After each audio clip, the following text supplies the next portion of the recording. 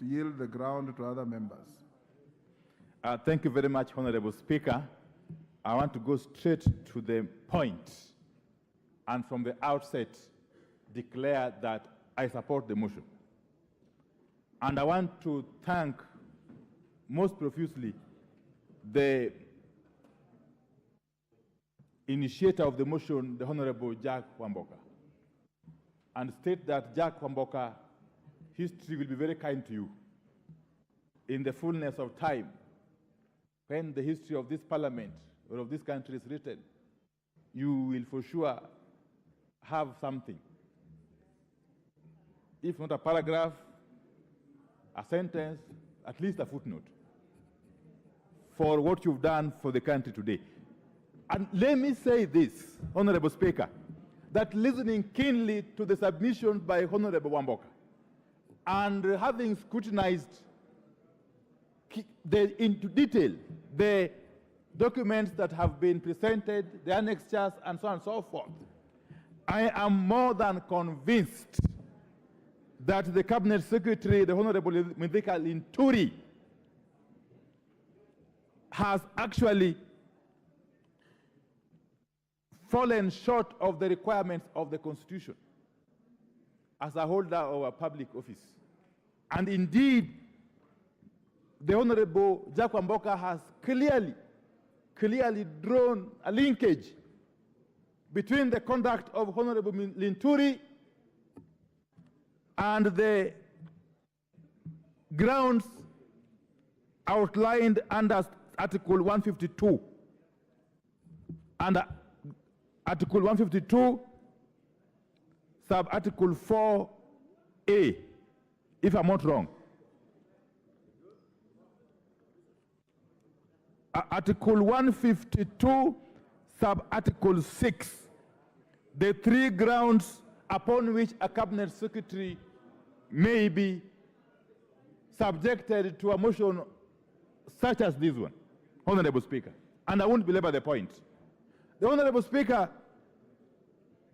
let me start by saying, again, that the conduct of the Cabinet Secretary as captured, as depicted in the submission by Honorable Wamboka, as depicted, as captured in the documents that have been attached to the motion, clearly point to a situation where the CS has gone against the national values and principles of governance under Article 10, and specifically Article 10, sub-Article 2C. That is national values and principles of governance, including good governance, integrity, transparency, and accountability, among other things. Honorable Speaker,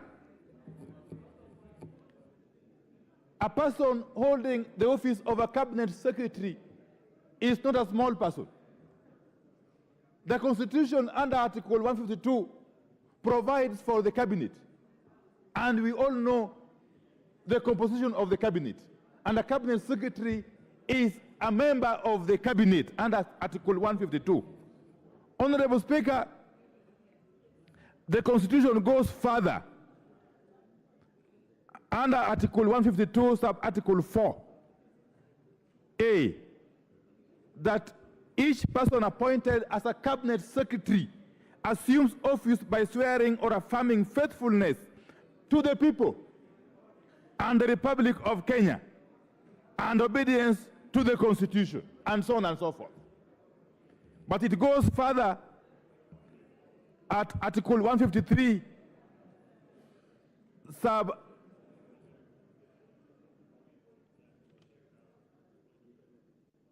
it goes further, Honorable Speaker, at Article 153, sub-Article 2, to state that CSS are accountable individually and collectively to the President for the exercise of their powers and the performance of their functions. Why am I saying this, Honorable Speaker?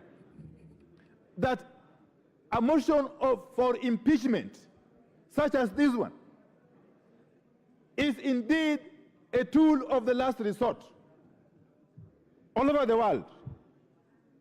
In all mature democracies, Parliament such as this one resort to impeachment motions, impeachment processes as an action of last resort. Because the Constitution provides for avenues through which a CS can vacate office under the Constitution. One of them is through dismissal by the appointing authority. Another one is by resignation. The third one is through this process of impeachment. Honorable Speaker, the appointing authority and Honorable Linturi could have saved the time of this House and indeed the country by doing what is necessary. Honorable Linturi by now should have actually voluntarily resigned. Failure to do so, Honorable Speaker, the appointing authority, who is the President of the Republic of Kenya, should have taken the action, the most logical action, and fired Honorable Linturi. But because both Linturi and the President have failed to do what the Constitution requires them to do, this House has got a duty, therefore, under the Constitution, to take the action that it is currently contemplating taking by sending this Cabinet Secretary home, Honorable Speaker. I have looked at the issues which have been raised, Honorable Speaker. It sounds like something from Hollywood, Honorable Speaker. You may think you are watching a movie, that a whole Cabinet Secretary can storm the premises of a private company, that is Kel's Chemicals Limited, and direct, in fact, attempt to frog march the management of the company to go and participate in a press conference at the premises of NCPB and take responsibility over something that the Cabinet Secretary is culpable, directly culpable. Honorable Speaker. Honorable Speaker, food production, the matter of food security, and I wish honorable members would listen to me. The matter of food security and food production generally is a matter that touches directly on national security. And therefore, any time, any moment, there is evidence of tampering with the production of food in this country,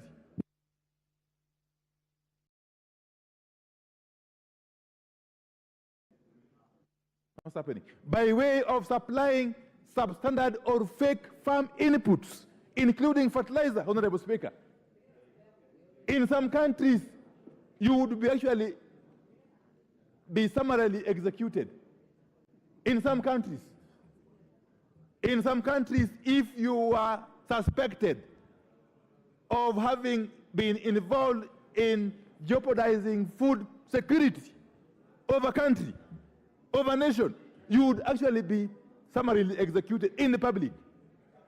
But we are lucky we have got a functioning constitution and we are governed by the rule of law. And therefore, Honorable Speaker, this is not a small matter.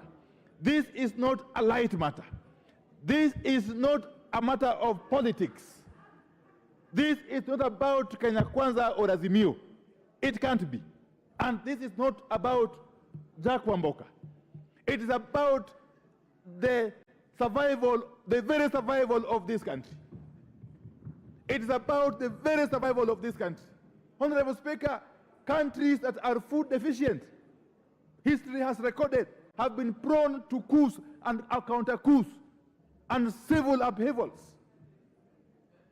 And therefore, anybody attempting to jeopardize food production is inviting us as a country to go that direction.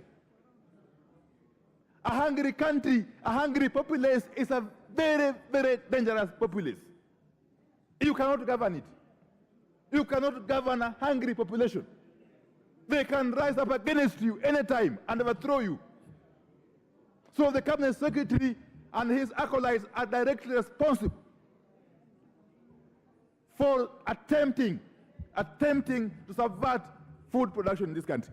Honorable Speaker, can you imagine that the NCPB, and don't tell me that the CS doesn't get involved in the procurement by NCPB. That's when you can tell the birds. Everybody who lives in this country knows how government works. The National Cereals and Produce Board is a government entity. It's a parastatal within the Ministry of Agriculture, under the supervision of the CS for Agriculture. How on earth did NCPB procure hundreds of thousands of bags of NPK fertilizer from a briefcase company?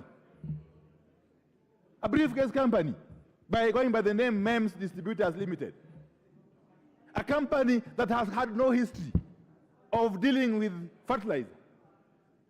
Then MEMS goes ahead and approaches Kale Chemicals Limited to manufacture for it the fertilizer for its supply to NCPB.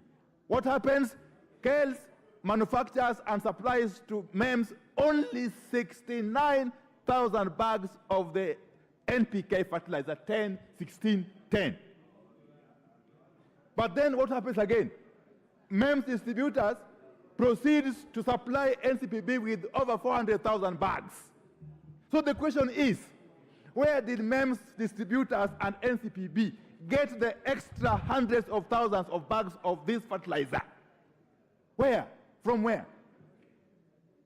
And then it turns out that these extra bags of fertilizer are the ones that were actually stones. What have you? Stones, gravel, sand, and donkey waste, I'm told. So somebody is basically sabotaging the very, very survival of this country. And the cabinet secretary cannot feign ignorance. Because if he feigns ignorance, then he is not fit to hold that office. Then he's unfit. Then he's incompetent. How? But then NCPB goes ahead and pays for this fertilizer, this fake fertilizer. I may call it air, because farmers would never use it anyway. NCPB rushes to pay for this fertilizer. It basically tells you that somebody powerful was pulling the strings behind the scenes. That is the point. Somebody even more powerful was pulling the strings behind the scenes. So the cabinet secretary cannot absolve himself from accountability on this matter.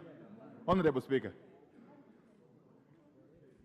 Honorable Speaker, even more intriguing, as we are told that investigations are being conducted by the relevant investigative agencies. And we are also being told here by my friend, the chairman of JLAC and Owen Bayer, that the Committee on Agriculture is also seized of the matter, that we wait for the outcome of their investigations or inquiries. And yet, NCPB goes ahead to decree that it is embarking on a scheme to compensate farmers who purchase the fake fertilizer. Then you ask yourself, where are they getting the money from? This House, to the best of my recollection, did not authorize any such expenditure. Did not. Where did NCPB get the authority and the money to compensate farmers? Yet, even before the investigations are complete, do we even know how much was this fake fertilizer as we speak? Do we know? We don't know. We don't know. Honorable Speaker, from what I know, and you know, Honorable Speaker, I have a lot of information. From what I know is that what we are being told is just but the tip of the iceberg. When the full extent of this fertilizer scandal is exposed, you will be shocked. It will be worse than Goldenberg scandal. What we are being told is just but the tip of the iceberg. And you know, Honorable Speaker, in my capacity as leader of the MIO, this side, I am privy to a lot of information. In fact, information just comes to me. I don't go looking for information. And I've got a file for each of these ministers and the PSS. Let me tell you, even if this House attempts to allow Linturi to go scot-free, in the fullness of time, each and every person who is involved in this racket will have a date with their destiny.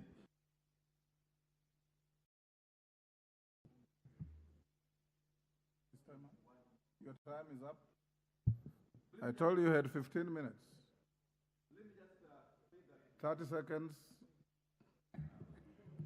Let me just say that I support this motion, and I want to appeal to all my colleagues. Let's just send a message home, regardless of our political affiliation, today, by sending these CS home. That will actually earn us a lot of respect as an institution of parliament.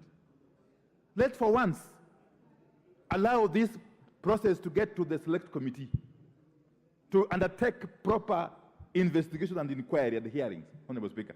With those very many remarks, I support. Mary Wamaua. I see you on the screen. You seem to be unprepared. Malulu Njendi, you've